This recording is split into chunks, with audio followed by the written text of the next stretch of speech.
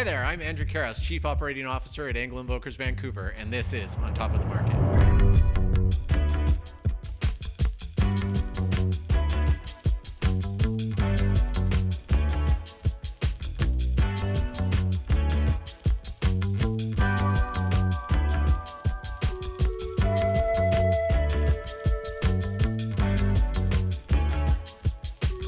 Today on Top of the Market, we had Nicole Porter with us. Nicole's company is Nicole Porter Wellness, which is a stress coaching and wellness education for busy professionals. Today's day and age, mental health is more important than ever, and in the real estate business, as we know, it is a lifestyle, and we need to know how to take care of ourselves. So I really enjoyed talking with Nicole, and I hope you enjoy listening to the podcast. Hi, everyone. Welcome back to On Top of the Market with Andrew Carros. I'm really happy to be joined by Nicole Porter and Nicole Porter Wellness. Nicole is actually the sister of an advisor in our office, Michelle Porter, and so she's got lots of experience, having to counsel realtors even before maybe this was your job. But thank you so much for joining us. We met Nicole because during COVID, right at the beginning of everything, mental health came right to the top of the gamut as far as what we needed to be thinking about and worrying about. And you were nice enough to come onto one of our Zoom calls and give us some insight and sort of share how we can sort of take care of ourselves. And that's really what this is about. In real estate, I can tell you from firsthand knowledge that this is a lifestyle. It's not just a profession. Many busy professionals feel that about their jobs, where you are 24/7 all the time. And what we naturally do is forget about ourselves and focus on the job. And that can lead to other problems outside of the job that you're in, with your family, with yourself, with your own health. I can speak to some issues that I've had myself. I'm going to try to be candid during this conversation. But welcome, Nicole. Thank you so much for coming and joining us. We really do appreciate it. Nicole's got a background as a nutritionalist, a Pilates instructor, stress management, behavioral change, all sorts of things. But kind of what sort of brought you into this business? What sort of made this your calling? I made plenty of mistakes in my life, and my goal truly is to keep people from making the same mistakes I did. It really started from a nutrition perspective, and I thought that I was eating the right foods for much of my, let's say, late teens and early 20s, but I had migraines, and then that introduced me into a whole other way of eating. And back then, I thought that wellness was really just about food and fitness, and a lot of people, ironically, still think that.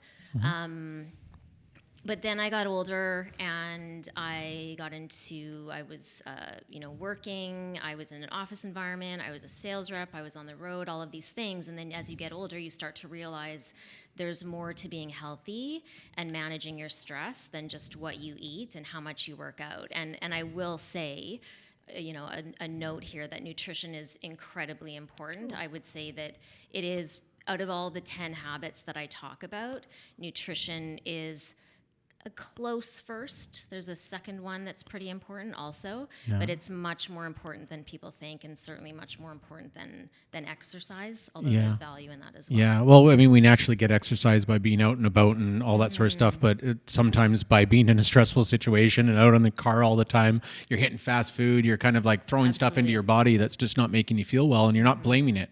You're blaming other things, right? So paying attention to it. So you kind of hit on it. You've got I think it's a list of top 10.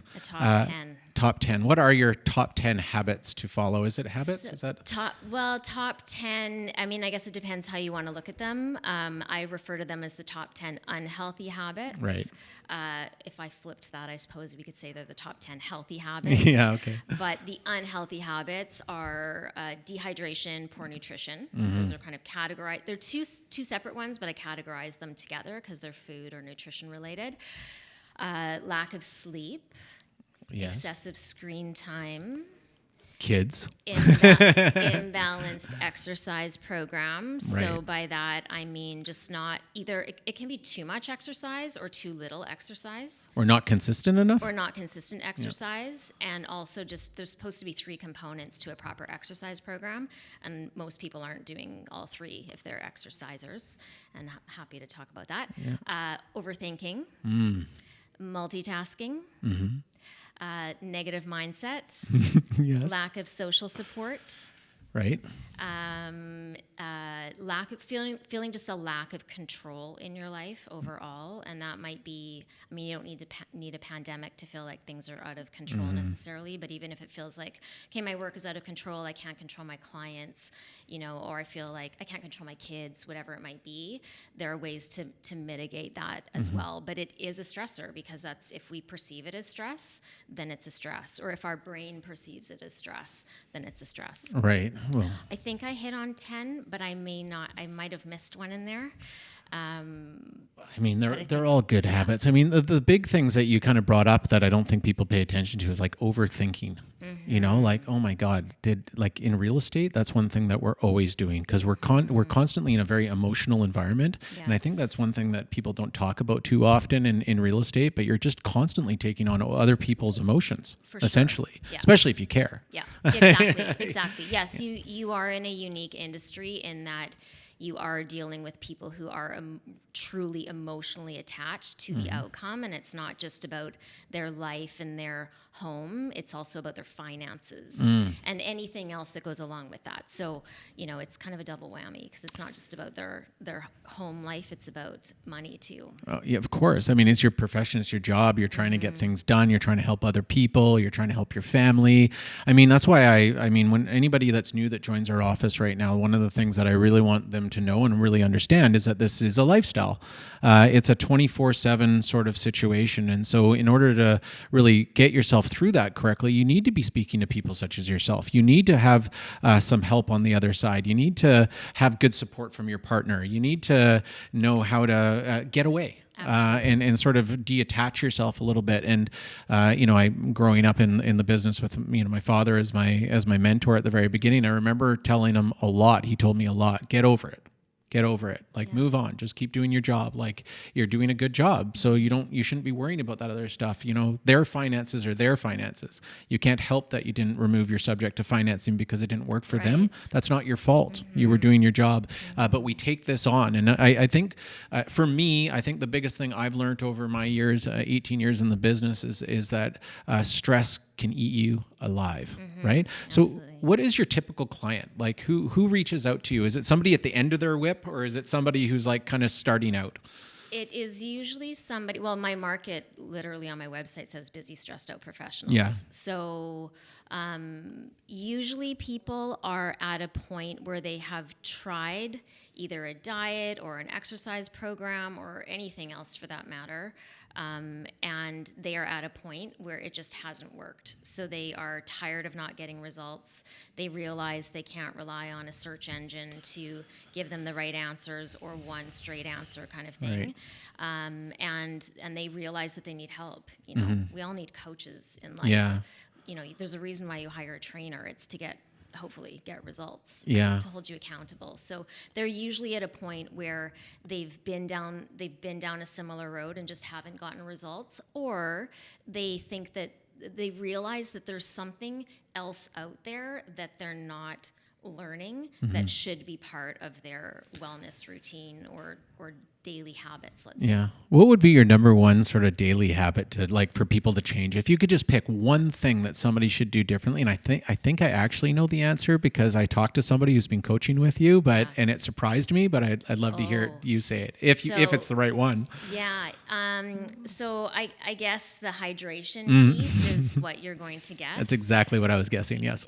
Super important and super underestimated. Yeah. And I mean, lots of the habits are underestimated. Even people don't realize how impactful, even how impactful food is on your sleep, or screen time is on your sleep, or your mood, or whatever. But yes, hydration is the first thing I start people with.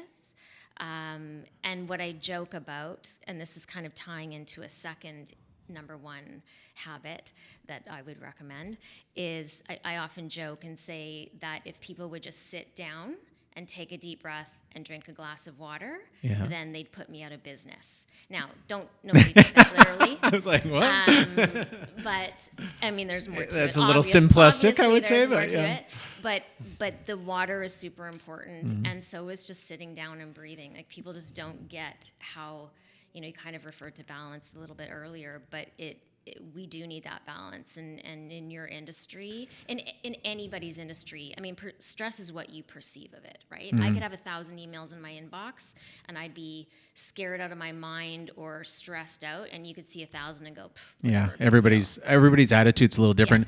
You know, in real estate, I think that's actually something that I find incredibly interesting, is that the difference in the personalities of people that will get into real estate and what they've learned in previous careers or life situations, they bring something different to the table. But in real estate, you're dealing with, and I'm sorry if I keep focusing on real estate, but that's what we do. But I would be curious to know like other professions and how it relates and so on. But we really take a little bit of everything from almost all jobs. We're psychologists, we're counselors, we're business people, we're financing, wizards, we're accountants. Like, I mean, there's all sorts of stuff that we have to bring to the table. And so it's almost too much sometimes, if that makes any sense. And we also aren't necessarily, like, it's impossible to be trained on all that stuff right at the beginning of it all. So a lot of people come into the business and they're really good at one thing. Let's say they're super organized, right? And they're really good, and they're good at exercising and whatnot, but they're not used to dealing with the human emotion, right? And so then that is like a new stress on them, something they weren't ready for, something they weren't used to. And so, and I can tell you from my own experience, I had the ability to work with somebody who kind of taught me, how it is. So that was awesome. But when I sort of went out on my own and started kind of, going forward, I was kind of running, but I didn't even know where I was running to, if that makes sense. So you kind of feel like you're always under a stress, or you're always unsure of what's next. You talked about money. I mean, for realtors and people who are in commission businesses, or any professional in a commission sort of basis, it's like when you're super busy, you're like, oh my God, I just want a break. And then when you get a break, you're like, oh my God, why am I not busy? Exactly. And that's like the worst. And it develops huge anxiety and stuff like that. And how that affects people's health is very underestimated. And so, learning something simple, like drinking a glass of water, taking a break, sitting down for a minute. Exactly. Seems like really easy advice, but for somebody who's super busy, it's really difficult to do. And I think that roller coaster of, I used to work in 100% commission jobs too. And obviously as a business owner, it's the same experience, of course, right? Yeah. So, that's a whole other conversation, because then it comes down to having, how much faith do you have in what you do, and do you trust what's coming towards you? And if you want to get into a whole energy and manifesting conversation. Well, I do. I actually do. Manifesting is an interesting one, because like I've never been somebody who kind of believed in that sort of stuff. And then in real estate, I've met a lot of people who have vision boards, and they and then they manifest these certain things, and it works. It is pretty amazing. And so I'm actually trying to teach my daughter right now, because she's kind of got that in her a little bit. Yeah. And so I've been really trying to teach her how to, like, if you want it, think about it, post something up there, write about it. Exactly. Exactly. I do try to get, when I talk about sleep as one of the habits, or trying to have better, more consistent sleeps, and that's tied into getting less screen time. So I usually tell people to shut down their screens a certain amount of time before bed. But in that time before bed, I'll recommend that they write in a gratitude journal or something like that. So it's not necessarily the same as manifestation, but it is kind of all encompassing in that world of manifestation, and really putting things out there. And then part of that is being grateful for it, and making that a habit. It's pretty incredible what can happen. If you believe in it, then you're definitely a believer in it. And I think, as you said, you didn't always believe in it, but you kind of come around and go, wait a second, there is something to be said for this. And if you walked into my office and looked closely, you'll find little notes here and there that I kind of post, and they're just for me. They're not for, they don't really mean anything, but it kind of just, it's reminders, de-stress, slow down, certain different sort of quotes that I heard that I think are really great and stuff like that, really sort of make me act the way that I'm kind of giving myself advice by just having it on a Post-it note, something simple like that. Now, if you asked if you were sitting here with me 10 years ago, you would see somebody a little bit more stressed out than I am right now. You would see somebody who's about 35 pounds heavier than I am right now, not looking terribly healthy, and frankly would have never agreed to doing something like this, because I just did not have time. You know what I mean? And I had a lot of people come up to me. One of them was a business partner, and he at the time, and he's like, Andrew, you need to take better care of yourself. Like, you need to get more organized. You need to do this. And I was just like, I don't have time to even think about that. Mm-hmm. So how do you like break down that barrier on people? Mm-hmm. Like, when you meet the busy professional that really needs you, I suppose they're coming to you for that reason, but like, how do you like get through to them? Like, I think that's the hardest thing. I heard a lot of great advice when I was in the thick of it all that I never took. You know, there's a difference between what you're describing or where you were at and the point where my clients are at when they come to meet me, mm-hmm. because they're ready to meet me. Mm-hmm. I used to, you know, give out advice to just, you know, people, but not everybody wants the advice, mm-hmm. right? So my sort of, not rule, because I'll break that rule, but for the most part, I don't have to convince them to, I mean, sure, maybe I do have to convince them of certain things or certain benefits that they're going to get from it, but I don't have to convince them to try to get into a program. And I would like to think that they've either done enough research on what I do or my approach that they mm-hmm. go, yeah, you know what, that resonates with me, or her approach resonates with me, mm-hmm. and that suits me and my personality and my lifestyle and whatnot. Yeah. I am very clear with my clients because for the most part, I've been there. You know, I've been a busy, stressed out professional, and sometimes I would argue that I still can be. But I try to use as many, and any of my clients would know this, but as many analogies as possible so that, you know, I can kind of understand their life. And really my goal is for them to get addicted to feeling good. Yeah. So I want that addiction to feeling good. Like, I want them to raise the bar on what it means to feel good. Yeah. Because the bar is way too low. People wake up in the morning and go, oh, I'm so tired. Yeah, well, that's how I felt yesterday. Mm-hmm. That's how I'm going to feel it tomorrow. Yeah. And it's a 2 out of 10. But you shouldn't wake up feeling like a 2 out of 10. So it is about, again, getting them addicted to feeling good and raising that bar so that there's a new definition of normal, mm-hmm. right? And then when you start feeling really good because you're properly hydrated, mm-hmm. then you say, wait a second, that's how I was supposed to feel? Yep. And then when you start to get dehydrated, you recognize it immediately. Yeah. Hydration's a good one. Sorry. Hydration's a good one because you can feel the impacts pretty quickly. Right. You know, I underestimate, and I still do. And ironically, I told you that I was told just a few weeks ago, like, you know, Andrew, you should be drinking more water. Right. And I haven't. I still go to the coffee. No, I'm really not good with it. I had to kick out booze out of my life a couple of years ago due to some of the issues that I was dealing with. And that made me feel better immediately, obviously. I mean, I wouldn't say immediately, but it takes a little bit of time. But once you start to recognize it, you start seeing. Okay, we'll take a sip. We'll take some water. It's a really good idea. Yeah. A Friday afternoon toast. And it's good. Water's great. Like 70% of your brain is water. Yeah. So 60% of your body's water. So in every system in your body needs water. Yeah. So not to say every single problem somebody has is related to dehydration, but energy or energy levels or fatigue is highly linked to, like, directly linked to dehydration. How much water should somebody be drinking in a day then?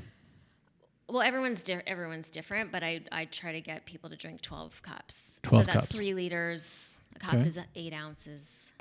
That seems reasonable. Like, isn't it? I don't know. Well, I don't think I drink that much. But then when you drink, well, then you should be drinking. Nicole, I'm making you a promise right now. I'm gonna try to make it so that I can feel the difference. I will make a commitment to you right now that I will. Let me know in 1 to 3 weeks. I will. We might have to come back on a podcast and have to talk about Andrew's water intake after that. But just you might need to take a break. You might need to take a break in the middle of something. Your body will get used to it for the most part. Yeah. But I mean, just naturally about what you put into your body is how you're going to that feel is that you say good food good equals good mood, right? And I got that off your website, but I think it's incredibly important. I found that what I find really interesting is that as I started getting healthier as in just one thing, which was eliminating alcohol out of my diet, I also started like not craving things that associate it with alcohol. So like I was no longer like craving burgers and fries as much, like because a beer goes so well with a burger and fries, or you're not in those social engagements as a lot, which I'm not trying to encourage people to. Of course, we want to be as social as possible. But just kind of choosing what you eat, because when you start feeling good, you start going, well, I don't want to lose this, right? Exactly. And then the habit changes. So how long do you usually anticipate for somebody who comes and sees you? They're a terribly stressed out individual. You've got many different programs I saw on your website that you do. Like, what would you recommend somebody to dedicate a certain amount of time to you and the program in order to start kind of like where they start recognizing it themselves, if that makes sense? People usually will start noticing something within that 1 to 3 weeks. And I would say the 3 week mark can also be when other people start noticing things in them. Is that going to keep you attached to a habit? Probably not, because 3 weeks isn't a long amount of time. My preference is for people to do 8 weeks or 12 weeks. Yeah. 12 weeks is great. I think to me, 12 weeks is the ideal, because not only do they start to learn new habits, and I'm a big advocate of education and teaching them the why, because there's a difference between me telling you drink 12 cups of water and then me telling you why you should drink 12 cups of water. The second is going to keep you hydrated. The second's going to keep you hydrated. Plus, it means you don't have to come back and see me again, right? But yes, the hydration, usually you'll notice between 1 and 3 weeks. Nutrition, when we start tweaking nutrition and cutting things out, including alcohol, for a period of time anyway, that's about 2 to 4 weeks that you can see, but 8 to 12 weeks is really the ideal. Yeah, and I think I mean 3 months seems to me like a perfect amount of time to start really acknowledging the results. Like a lot of people will do diets for 2 weeks or something like that. Yeah, they might lose 5 pounds, but they'll bring it back in a heartbeat the minute they come off that diet. You need to take a little bit of time. I think with alcohol, I lost a lot of weight in a very quick time just by cutting out alcohol. I couldn't believe it. I was like, it wasn't like I was trying. I was told not to, and I didn't. Yeah. And boom, it was gone. And that gratification of like over a few months, it was over a few months. It wasn't like immediate, obviously, but over a few months, once you start feeling the gratification of that, you start recognizing that was definitely what happened. And so when you teach habits like you do, and you start recognizing that you're feeling better, then you're going to want to continue feeling better. Absolutely. I mean, it's just that perfect example of getting addicted to feeling good. Yeah, getting addicted to feeling good. And it is also training your brain. I mean, that's another important piece of this. I mean, not even to tie it back to the food and mood topic, but our brain health is just so important. And we're so concerned about, what does my body look like? And what does the number on the scale look like? And all of these super superficial things. And I'm not blaming anybody. I mean, I've been there too. We've all probably been there, but it's not, we're so external, and we need to really treat our insides and our brains healthily, because when our insides are functioning optimally, then our outsides will naturally follow. Some people will say, well, am I going to lose weight on your program? I'm like, yeah, you will if you're supposed to. Yeah, it's not the intention necessarily, right? Absolutely. Yeah. And of course, most people will come to see me. One of their objectives is to lose weight. It could be 5 pounds. It could be 105 pounds. I've got a woman who's 60 pounds into weight loss right now, Awesome. whereas other ones are, 5, 10 pounds. It's just kind of tweaking things. But it's that might be their goal, but I've got underlying goals for them. Most people often have sugar cravings, or they're not sleeping properly, or they're maybe even yawning and they don't notice it, or they get colds regularly, whatever it is. And so they don't come in to see me to deal with that. Yeah. But when I know that, that's my underlying goal. And sugar cravings for sure are I mean, obviously I don't love it when people have sugar cravings, but we shouldn't have sugar cravings. They signal an imbalance in the body. And it could be for multiple reasons. Often it's food related and often it's stress related. But as soon as their sugar cravings start dissipating, I know we're on the right track. So that's like, honestly, sweet tooth is a warning sign. 100%. It's funny. Sugar cravings are a symptom. That's how I see them. Interesting. So I often gauge that in the program. That's super. It's something I never even thought about. But again, when, not to get back to my story, but when I quit drinking, I got into chocolate. It was like immediate. Dark chocolate, which is something I didn't like before. So I felt like I was doing a little bit better. But I actually started to recognize that it went from like dark chocolate to now I needed ice cream at night to now I needed other things that were like cravings. And I actually just recently sort of started paying more attention to these little things that I was doing to replace the drinking, and noticed I had gained a little bit of weight back. And I went, whoa, why did this happen? I knew obviously junk food is going to be the case, but I was thinking I was being really responsible. But I can definitely tell you that I had sugar cravings. No doubt about it. And alcohol is I mean, wine is it's wine for me. Sugar too. Yeah. Right? So we need to be honest with ourselves. And I do sometimes remind my clients that the sugar craving can also be, I need a glass of wine. So do you need the glass of wine because you have a sugar craving, or do you need it to take the edge off? Those are two different reasons for reaching for a glass of wine.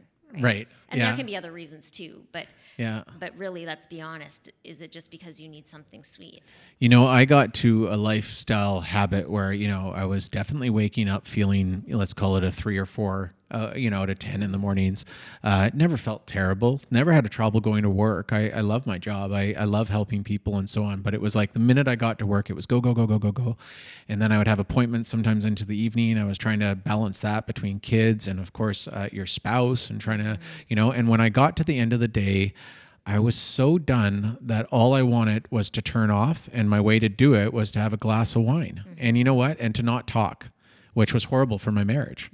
It's not good when you're not talking to your spouse about what you're doing during the day, but I'm just like, I just can't. Like, I was just so exhausted all the time. And, then you would top that off with like stress, and then you top that off with the bills, and then you top that off with everything else. And so, I needed you 10 years ago is really what it was. I really wish we met 10 years ago and you could have like helped guide me onto a different program and try to figure it out.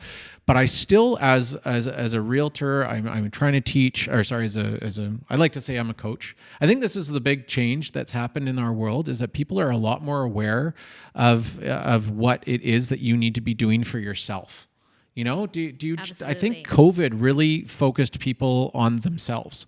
I know it did for me. I started drawing again. I drew when I was a kid. Drawing. Oh, amazing. Yeah, no joke. That's like I hadn't picked up a pen since I was in art class, and my grade 12 art teacher would be so happy with me right now because she was mad at me when I told her I didn't get into art originally, right? Yeah. And so I got into art. I also started running, something I always said I couldn't do. I never wanted to do. But now with COVID, I was like, I got nothing else to do, and I need to just give myself some time. So I learned how to run.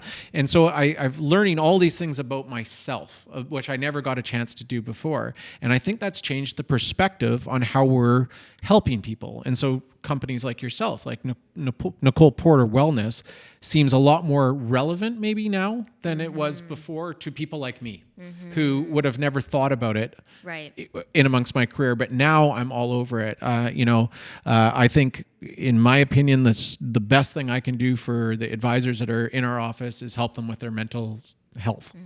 Because it's just taxing. Yeah. It's just so much. And I've been through all of it. Yeah. So I feel like I've got a lot to give back. But I just think it's really interesting that, so where I was going with that was that, I feel like I'm not a manager. I feel like I'm a coach.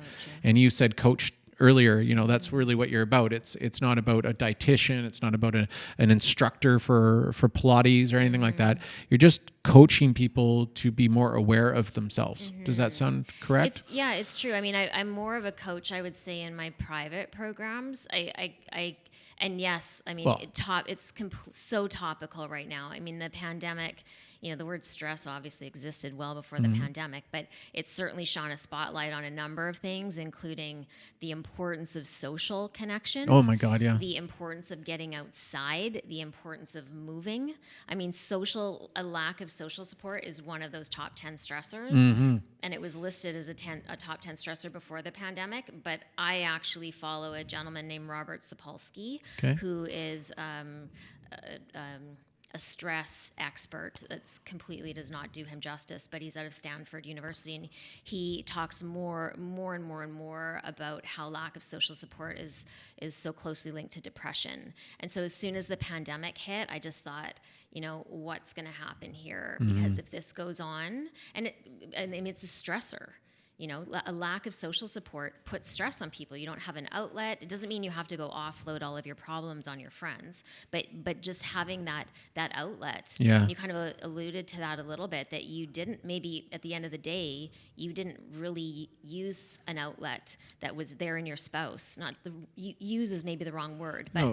But it was unfair to both of us, to be honest with you. Sure. It was unfair. For different reasons. For totally different reasons. But it's almost like, and this is maybe something that ties into your industry, is just when you feel like if it's coming at you in all these different ways, and I'm not hydrated, and I'm stressed out, and it's affecting my family and all of these things, then you have to look at these 10 habits and go, which ones can I manage? And hydration is usually the easiest, because we're so lucky we have running water out of our taps. Yeah. Is it the best water everywhere? No, but it's good enough. It's right? pretty damn so good. We don't have an excuse to not drink more water. Good job. Yeah. To not drink more water and take a few deep breaths, because you can take a deep breath while you're waiting for the Wi-Fi to connect, right? Like, it doesn't have to be an hour on a mountaintop for it to count. Yeah, right? it's just so hard to turn off. I think that's the problem. It's a habit. It's a habit. It's training your brain. Like, and I say this over and over again. Doesn't matter what habit you've had, you can change it. You just need to want to change it. Yeah, the if I play devil's advocate from a real estate perspective, is people used to say that to me all the time. Take a break. And I'd be like, I literally, due to the description of my job, am not allowed to take a break. I have a fiduciary duty to my client to be there for them when they need me. And they need me at times that I'm not technically working. They call me. If I don't answer the phone, they're going somewhere else, or I'm not doing my job correctly, right? That's the problem. That's the thing. I was just literally earlier today having a conversation with an advisor in our office who was discussing about boundaries. Like, there's no boundaries, and that's created, I think, mostly by the fact that in our industry there's a lot of people in it. And so there's that whole notion of, like, if you're not going to do it, somebody else will. So if you're not going to pick up your phone at 11 o'clock at night, I'm going to call that realtor that will. And it's like a guilt sort of put on you a little bit when people really need you. And I have to say, I've always understood the client's point of view on that, because they need you when they need you. They are making their biggest financial decision of their life. So I always put that to the forefront, and it was always first. So I don't really understand, going back to I still don't to this day know how to help people really figure out the balance or the separation from work and life without being with a partner or a team or something like that, right? So do you have any sort of like helpful hints? And I think one of them you already said, which was like, it doesn't take long to give yourself a break. Exactly. I know that was the first thing I was thinking, was how do you define break? Right. I mean, you could literally in your car at a red light just be taking some deep breaths. Yeah. And that counts, because that impacts your stress levels, in that it activates what's called the relaxation response, which is the opposite of fight or flight. So it impacts your nervous system, your brain, then it impacts your hormones, men and women, and then it can impact anything that's going on in your body. So even at a red light, and I remember testing this years ago, because I mean, I'm an impatient driver, and I want to get places and whatever. And I remember thinking, oh, this light is taking so long. And then, or these lights, I should say, it wasn't obviously a one-off that I felt like that.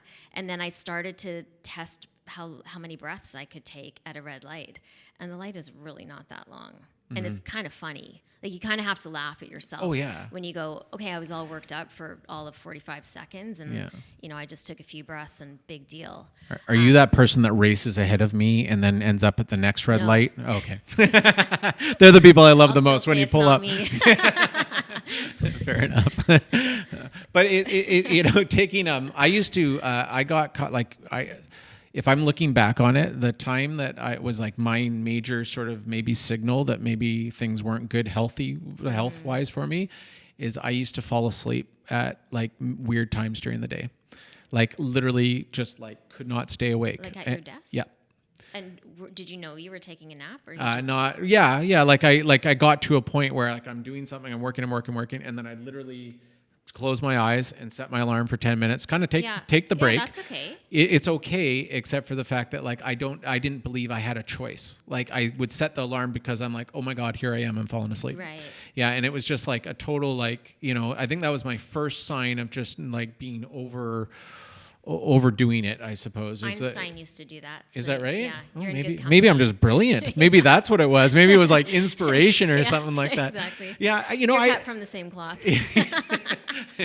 Not the math side of it, I'll tell you that much. But that was kind of like an indicator, I suppose, of something that was just happening to me, where I was just in full exhaustion at the point of not being able to kind of carry on any further. At that exact moment. And I mean, I never really got a diagnosis of what was happening there, but I just knew I had to do it. And, Alex Wong, who I used to work with, I remember a couple of times he's like, tapped me. He's like, are you with us? Right. Like, are you there? And I'm like, yep, I'm good. Naps count. Yeah, it helped. It really did help. They do count. So, I mean, just on the topic of, one of the habits to sleep, to help people, like, know that naps do count.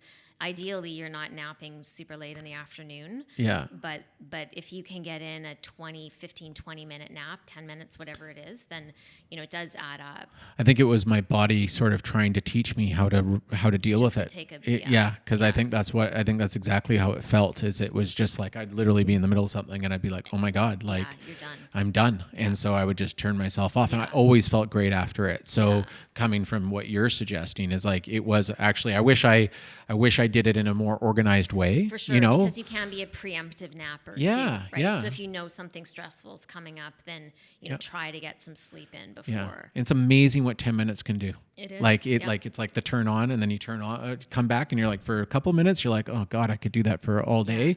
And then you're good. Yeah. You're kind of like revived, you're refreshed again, all that sort of stuff. I was going to say one thing just on the topic of balance and just, if you're in an industry, which you are, where you feel like there are no boundaries, and I appreciate that. I mean, everybody could say that, I'm not able to establish boundaries. Everyone's got a reason. Parents, business owners, realtors, like in a way, we're all kind of in the same boat. It's our job to establish boundaries in our life, but you are in a unique position in that, the offer's in, this has got to happen by midnight or whatever it is, right? Yeah. So you are on the clock. Yeah.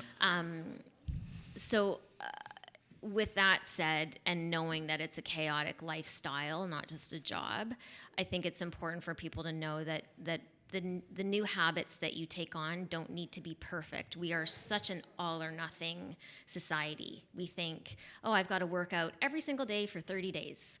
Or, whatever the trend is, it's not even good for you to work out 30 days in a row. Yeah. So, or cut certain things out of your diet, that kind of thing. So I think it's important for people to not feel like they have to go to extremes or do everything to 100%. If you're someone who only drinks 3 glasses of water today and tomorrow you drank 4, awesome. You're a step in the right direction. Maybe drink 4 for the next week. Next week's try 5 and 6 and so on, and get up to that 10 to 12 kind of magic number or whatever works for you. By the way, what I was going to say is that if you're going to have coffee, that's an extra cup of water. If you're going to have booze, that's an extra cup of water. Okay. So the 12 can become, 16. Can become, quite quickly, right? Yeah. So that's just important for people to know that they don't have to be perfect doing this, because, hopefully you're going to maintain these habits for many, many years. And taking advantage of the time you have too, right? Absolutely. Like, you know, not just water. I mean, water is a different thing. You can always put water into your system if you have access to it, but making sure that you take advantage of your time and the situations that you're in. One of the things, you know, we keep using lifestyle as a thing. I think a lot of professions out there are lifestyle. If you're an entrepreneur of any sort, you're kind of your lifestyle. So one thing I've been trying to help, you know, people that are getting into the business understand is that who you surround yourself with in your life, in your community, or if you're in charity, or if you're helping with an organization or whatever, those people could eventually become your business people as well. And if it all becomes kind of one and you're focusing on getting attracting the right type of client, then they're going to be a lot more understanding to your time as well, because they don't just see you in work, but they see you, 100%. you know, because we're all doing a lot of different things. I hope everybody's doing a lot of different things. You should be giving to your community. You should be doing charities. You should be doing, Michelle, you know, talk about charitable work. I mean, Michelle does a ton of charitable work, and that attracts the right type of people back to you who appreciate your time a little bit more. So I'm trying to train people to find the right type of client instead of just always thinking that you're going after that cold lead. You want to find those warm leads and you're working and attracting the people you like. Exactly. The people you want to be around, making your life a little bit more fun. Yeah. The people, you know, we're too quick to just deal with any client. Anybody. Yeah. And I think that's a big part of it. It is, and it also ties into just this social support conversation too, because the studies do show, and you don't need a study to know this, but the studies do actually show that it is quality over quantity, right? So you want to be around people who are supportive and not negative, and people need to be aware of when they're the ones being negative too, or gossiping, or whatever it is. So, you know, you know, it could tie back to the energy conversation again. You know, what you attract and the type of people you attract, whether it's your personal life or your professional life. And being straightforward as well. You know, like I think some people are afraid to have the conversation, but really if you start your day with a new client, like if we became new clients and I said, listen, Nicole, like this is how it's going to go. And Wednesdays are days with my kids. So typically I'm not helping you on Wednesdays because I try to set that aside. And, you know, I work on weekends, but I only work after 2:00 on weekends, not during the morning. And, you know, and if you set those boundaries at the very beginning, and again, this is calling the kettle black here. Like I did not do this at all. But I think that's a really great way to sort of just manage expectations right off the very beginning, right? Scheduling. Yeah. And the people I see do this the best, the people who seem to have the best lifestyle and are super successful realtors, and it is possible. Something that a lot of people try to convince you it's not. Yeah, for sure. But it is possible. They have this great balance of being able to, you know, go away. And I always ask, there's a few of them, I ask, you know, how do you do that? And they say, well, I'm just straightforward. I tell them this is my life. People have their own lives, so they understand too, especially somebody that you're helping that's an entrepreneur and busy themselves. For sure. They actually want to set boundaries of their own. No, for sure. Yeah. I mean, you teach people how you want to be treated, right? It's kind of a little bit along the same lines. You got to train everybody. I would still love to see our profession. Like there's things that I just think we could do in our profession that, you know, like we should never be giving anybody an offer past, like if you don't have the offer ready by 7:00 at night, then you should just be waiting till the next day. Every offer should be open for at least 24 hours when you first give it to somebody so that they have time to figure out exactly when they want to meet with their client, and it doesn't have to be a rush all the time. We're always creating rushes and you know, it brings up a lot of anxiety. That's actually, anxiety is the thing that I ended up realizing that I have a lot of that I didn't really know I had until I started kind of like really analyzing kind of how I was feeling, like highly functioning, but always anxious, you know? You know, one of the food related conversations that I have when anxiety comes up is about the connection to caffeine. Busted again. Yeah. I'm not directing that at you. No, it is at me but though, I mean, to be honest. I'm directing that at lots of people because anxiety is a topic. I mean, it's a hot topic, and it should be, and it always should have been, and depression and you know, just mental health category overall. But I do notice when most clients won't come to see me because of anxiety. But if it's a private program and I get to know them, they'll start to divulge more information about what's going on about that or in their lives. And so once we cut out caffeine, because you don't need you don't need caffeine. You might not believe me, but you you don't need caffeine to give you energy. Food is the thing Yeah. that is supposed to give you energy. That's the whole reason why we're supposed to eat, Yeah. is to fuel our bodies. Right. So we can think, so we can move, so we can talk, so we can, get outside, whatever it is. That's like caffeine doesn't serve a purpose necessarily, but it's a nervous system. I don't really use this term, but it's like it activates your nervous system, the wrong part of your nervous system, where you can feel jitters, like it's it's doing something to your nervous system. You have a harder time managing that caffeine and that stress response when you've got so much caffeine in your body, and then no kidding, you're anxious about things. You can't hold a pen, or you can't think straight, or you're talking a mile a minute, whatever it is. There's just a really close link. So by the time that my clients have, the ones who have a little bit of anxiety, maybe they've pulled caffeine out for about 3 weeks. We start to really pay attention to their anxiety levels, and they do. Sometimes by 3 weeks, it's cut in half. Yeah. So, Okay. and Maybe I should try that. Different. Yeah. Everybody's the same, but everybody's different, right? Yeah. So, that's a big tip.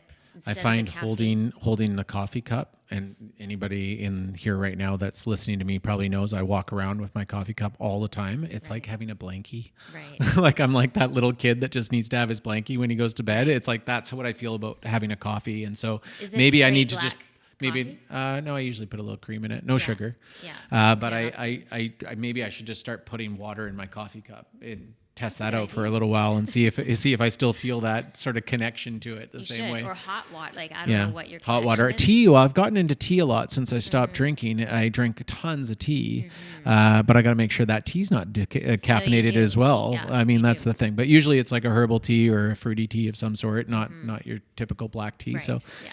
I do believe now more than I ever believed before that habits can change, and you have to listen to your body, and you have to listen to yourself, and you have to look at what's happening around you, and success in any job, not just real estate, but in any job has to be like 360 degree. It can't just be about one direction that you're taking. It can't just be the job, right? And so we're really trying to focus on that here right now. I mean, that's part of the reasons why I wanted to have you on for the podcast. I just think this is just the most incredible conversation that we need to be having with the public a little bit more often. I really want realtors out there to really understand that they need to be listening to themselves a little bit more. I understand hustle as well, and there's going to be times when you're just going to hustle, and there's going to be times when it's really difficult, and that's just life. I mean, it's not going to be perfect every day. But making sure you give yourself a break and take care of yourself and hydrate and eat the right foods and all that sort of stuff, I think has come out more than ever during this time, Absolutely. Yeah. And I mean, you touch on listening to your body. It's a big thing that I talk about in my programs and courses and everywhere, but we're very disconnected from our bodies. And, even with watches that are telling us to stand up, take a breath, drink water. I mean, there's benefits to it, but I've been speaking with, actually he's a neuroscientist about this, and he's someone I'm taking a program through and does studies on this, and we're relying on this data to tell us how we feel about our bodies, and we were already disconnected from our bodies in the first place. Right. So now when your phone tells you that your sleep was actually a 4 out of 10, but you feel awesome, you go, oh, no, I didn't get a great feel sleep. awesome. Yeah. And so our brains are super powerful. I mean, we can't, we're so advanced. Our brains are so advanced, but we can use them for good or evil too, right? Yeah. So when you think that you had a bad sleep, then all of a sudden you don't feel great today. Yeah. Right? It's just like the whole concept of like talking something out, like, seeing a therapist or a counselor or something like that. You don't have to be really sick or worried. Like it's just good to talk sometimes to a third party, somebody if there's something that I realized out of, all the time that I spent, thinking that I was just doing the best for I can for my family and myself and all sort of stuff. And then you end up at the end of it all and you're like, oh my God, I'm sick and this didn't work the way I wanted it to. The one thing I realized is that if I gave myself the opportunity just to have conversations, like forget all the other stuff. If I could have just sat down with somebody once a month and had a conversation with somebody about how I'm feeling or what I'm dealing with, and they could maybe set me straight a little bit and give me their perspective, that would have been incredibly helpful. So I think mental health is really, that's, it all leads to this. If you can get your head straight and you can believe that you're going to exercise more, you're going to try going for a run, or you're going to, make a dedication to start tennis or something like that, right? Or drink 12 glasses or 16 glasses of water, depending on how much coffee and booze you had. Right. Then your mind will help you kind of find your way, right? Yeah, I remember thinking, well, everything must be, the key must be all about nutrition. And then I started to learn about the brain and more about neuroplasticity and just how our brains have this capability to change. Neuroplasticity is basically the plastic qualities that your brain has. So it has an ability to change, just like a muscle. It can, not like it's going to change shape evidently. It's not going to show up, but it does. It creates new pathways and whatnot. And I remember thinking, well, then what's more important? Is it the nutrition? Is it the food that I'm eating? Or is it how I'm thinking and what I'm thinking? But it does come down to nutrition. And I don't say that because I'm a nutritionist. I say that because the food you eat and what you put into your body fuels your brain. Yeah. So, and the hydration is a piece of that, right? Yeah. So we do have to really pay attention to what we're putting into our bodies. I think your industry, people are guilty of the coffee. Or having something on the go for sure, and while they're running around and whatnot, but missing meals because, and you're not the only ones. I mean, people who are deep into their work realize, oh shoot, I was hungry 5 hours ago, and now what's happening? It's late, and now I'm having a late dinner, which isn't the worst thing in the world, depending on what you're eating. Yeah. But it ties back to that being disconnected from the body as well. Is there an importance to consistency to what you're like, what time you eat, or what time you just said not a late dinner, and it kind of skewed me into like, should you be scheduling yourself, or, I've heard all sorts of theories, big breakfast is important. No breakfast till noon is good, and then, or making sure you eat small things all day, or snacking. Like, what's your theory on all of that from a nutritional standpoint? My feedback to people ties back to listen to your body. Okay. So if, let's say, for example, intermittent fasting, because this is a fad, topic, yeah. Right? This is a thing, and there's value in it. Don't get me wrong, but if you are only allowed to eat between 11 and 7, and you wake up at 6 in the morning and you're starving, but in your head that you can't eat for another 5 hours. And maybe you're doing nothing until 11 o'clock, or maybe you're doing a workout, or maybe you're getting to work. Maybe it's a difficult client that's going to be a bit more stressful, and you're going to go 5 hours without any gas in your tank. Yeah. So how are you going to go 5 blocks with no gas in your tank? Right. I mean, it's whatever. Use your car analogy. So in that sense, I did tons of dieting when I was younger, and I truly think that they are part of the reason, and that mentality that goes along with it for why I had migraines. Yeah. And that's another conversation, which I'm happy to talk about. But the whole dieting mindset, I'm trying to get people off of that. When clients know that they weigh 174.2, it's like, why do you know that? You were supposed to throw out your scale, right? Or at least hide it somewhere. Yeah. And then they know the next day they weighed 171.1, or God forbid it went up a point, 0.3 of a pound. Then the mindset comes in, and then they feel like failures, and the whole cycle that goes along with it. The other part, just to tie back to intermittent fasting, is, often people would ask me, they'd find out I'm a nutritionist, and then they say, well, what do you think about intermittent fasting? And initially I would just sort of give my 2 cents on it, but then I learned to ask, why are you asking? Yeah. And then why are you doing it? And usually they'll say to lose weight. Yeah, I was going to say almost everybody I know that's done it is purely to lose weight. Exactly. So there are other ways to lose weight than only eating between 11 and 7 or whatever the hours are. Again, I'm not saying there are advantages to it and there's disadvantages. Everybody's different. Every body is different. Every day is different. oftentimes and again, tying this back to my comment about eating late at night, but if you're not eating after 7 p.m. and you're still doing things around the house, maybe you're still a little bit active. It doesn't mean you need to go for a run, but you're still burning off. And I prefer not to use that term, burning off, because I don't like talking about calories and that kind of thing. But you're still a little bit active. So you've got 3 hours, maybe 4 hours before you go to bed.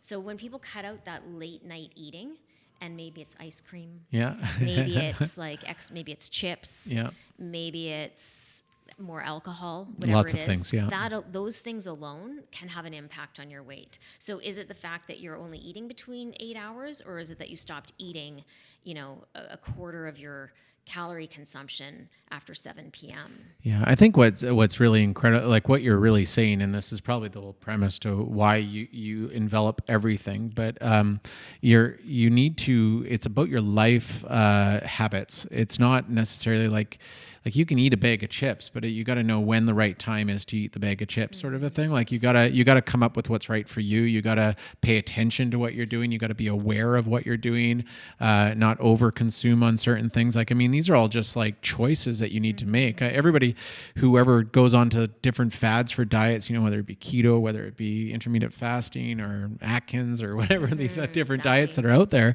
they're not sustainable. Like you're not going to be able to do that your whole life, or chances are you're not going to. So how is that going to affect you long term? Instead, why don't we focus on, your habits, like drinking water and simple stuff that we can actually sort of handle and then focus on the other parts of your life as well, right? And it does really come down to people getting educated, right? I mean, you can find lots of information online, but there's also lots of marketing online. Yeah. And I can say that because I used to work in marketing. So I get and we all get it, but the fear really that people have of putting on more weight or not being there for their kids or having pain in their body, whatever it is. Right. But when you understand why you're supposed to be, again, drinking more water, I'm not saying you shouldn't eat past 7 p.m., but you need to understand the implications of even eating too much sugar in the morning. You know, there's it comes down to education. Or whether that's right for you. Like that's the other thing, right? Yeah. Like your body might respond differently than somebody else. You have when I was on your website, you talk about the fact that you kind of got into this because you were trying to figure out how to deal with migraines, and you give an analogy or you show a picture of actually like the blood sample of clean blood and not clean blood. Like, is that something like I've never seen that as a? So my naturopath had, who's retired now. I was introduced to him and the nutritionist in his office in 1997. Yeah. And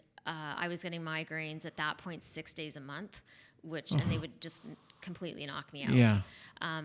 So that blood test was perfect because back then I was working out a lot, I was eating whole, everything I ate. Yeah, you were healthy, I was seemingly. So healthy, right? And he even said, it's often the healthy ones who are the sickest. Mm-hmm. And so I had gone in to see him, and I was always judging my success by the number on the scale, or how much I could lift in the gym, or how fast I could run, whatever it was.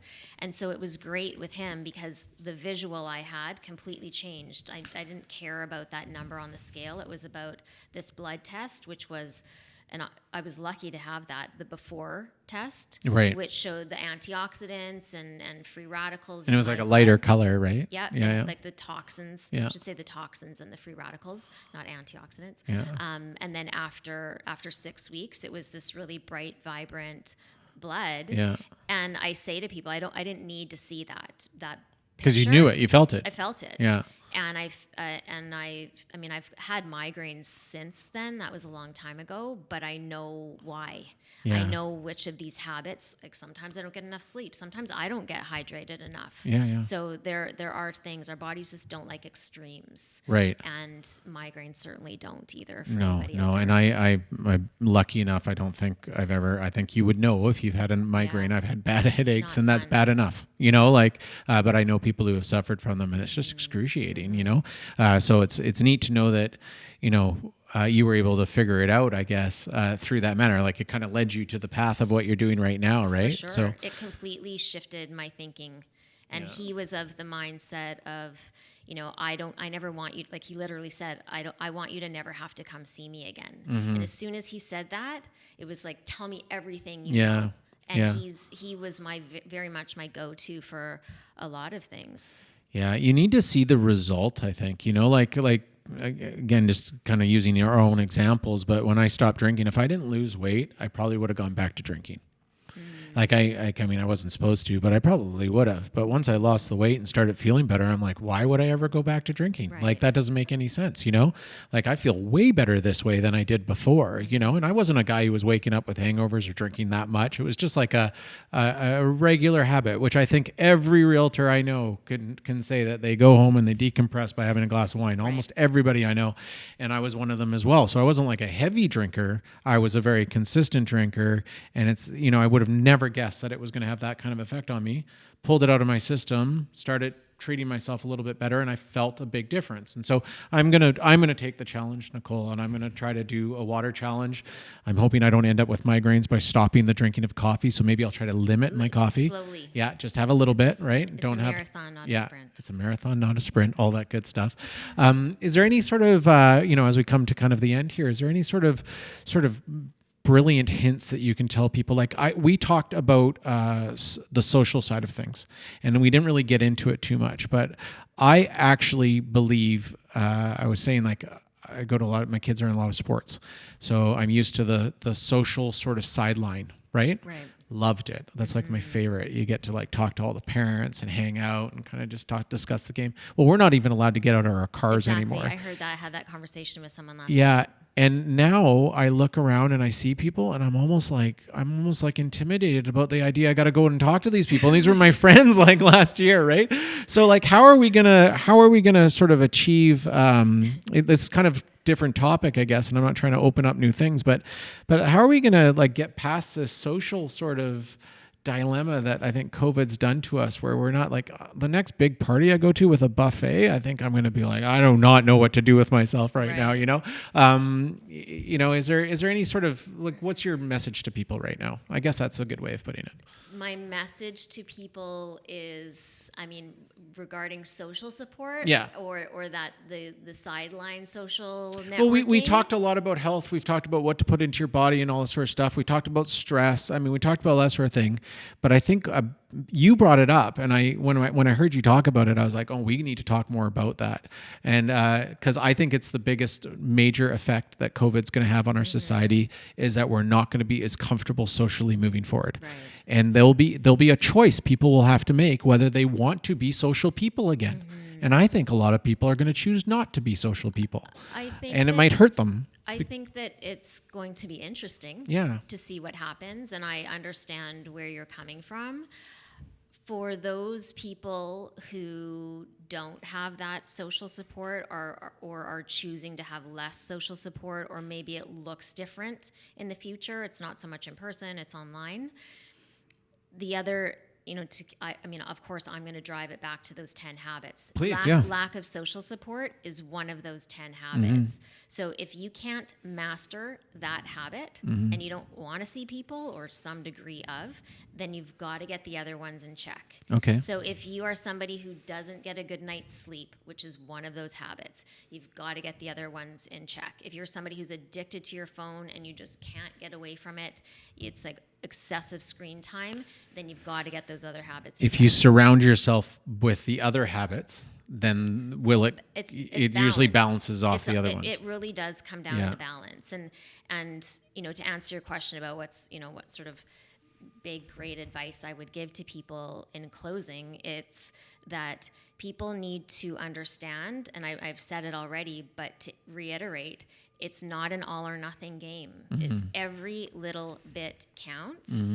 And don't discount the value of 3 deep breaths at a red light. Yeah. It actually has an impact on your nervous system, your hormones, digestion, sleep, all of these immunity, all of these systems in the body. Yeah. So take every moment you can to give yourself a minute if you can. And I think, and for realtors, that's a brilliant message. Like that's a great one for us to finish on, actually, because I know even when I was in my car at the red light, I was thinking about the deal I was trying to get done or where I'm going to go or how I'm going to get there instead of just taking a breath, looking at the mountains. We live in a beautiful city, seeing the cherry blossoms outside, you know, like really appreciating what spring's happening, what's coming forward, like, you know, other things, right? Like, got to be diverse in your thoughts, I guess, right?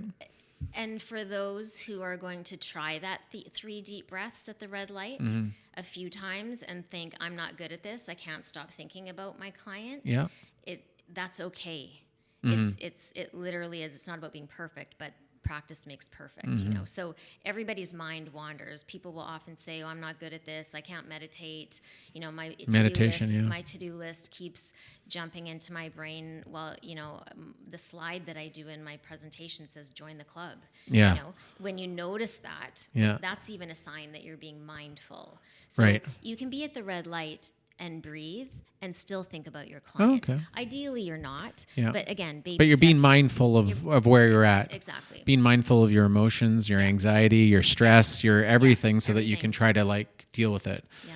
I think that's a great place for us to stop. Let's all be mindful, right? And I think that's excellent. Be mindful of what you put into your body. Be mindful about how you exercise or what you're doing, getting active. Exactly. Okay, we're going to leave it at that. Being Mindful by Nicole Porter.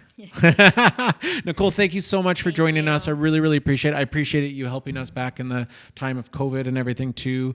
Highly encourage anybody who's listening to this, if you want more information, to check out Nicole Porter Wellness. All right. Awesome. And we look forward to having you back. And I'm gonna test the water theory. That will be my big one for you. I'll hear from you in 3 weeks. 3 weeks. I'm going to check in with you. Not even? Yeah. No, not even. I'm going to notice it sooner. Now, the gentleman I talked to earlier, he told me he noticed it almost immediately. He couldn't believe it. So there you go. So I'm going to give it a try too. Thank you so much. Have a great day. Thanks. Enjoy your weekend. Thank you, Nicole. Bye-bye. Thank you for watching today's episode. For more video content, please like, comment, and subscribe below.